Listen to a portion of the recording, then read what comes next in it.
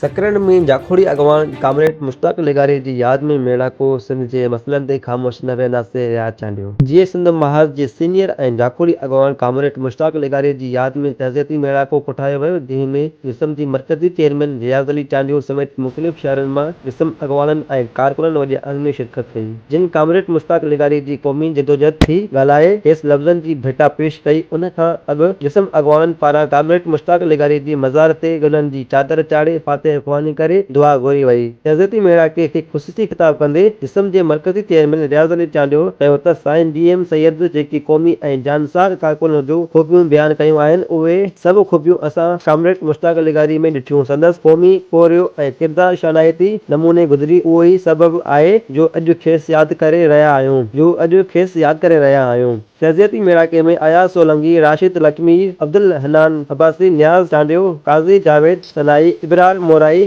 जावेद उमरानी, नासिर शाह पिणु कामरेड मुश्ताक लेगारी जी क़ौमी जदोजहद ते खेसि ॻाल्हायो। उन खां अॻु तहज़ीती मेड़ाके में शामिल थींदड़ सियासी समाजी अॻवान ऐं जिस्म कारकुननि जे टे जिस्म अॻवान हुसैन चांडियो, मुनव्वर उमरानी, अवैस गफूर, आफ़ताब महमूद, बाबर बलोच ऐं सुहेल चांडियो आदर भाउ कयो। उन्हनि माण्हुनि खे ख़रीदे सिंध जे माण्हुनि जो ज़मीन उहो बेज़मीनी वारे धंधे ते लॻायो सिंध ख़तमु। इहो प्लान खे सिंध दुश्मन इन प्लान खे सिंध जे माण्हुनि खे सिंध जे शऊर खे शिकस्त। इहा सभु शइ, इहा राह, इहो रस्तो, इहा वाट तव्हांखे मुआशिरो सेखारींदो ऐं मुश्ताक लेगारी खे मुआशिरे इहा राह, इहा वाट सैयद फ़िक्र ॾिसी ऐं मुश्ताक लेगारी हमेशह जे लाइ अमर थी वियो आहे। रोज़ सकरन शहर जे अंदर के माण्हू ज़ाती दुश्मननि में शहीद थियनि था, के माण्हू रोड एक्सीडेंट में मरनि था, के माण्हू तभी मौत हासिल कनि था।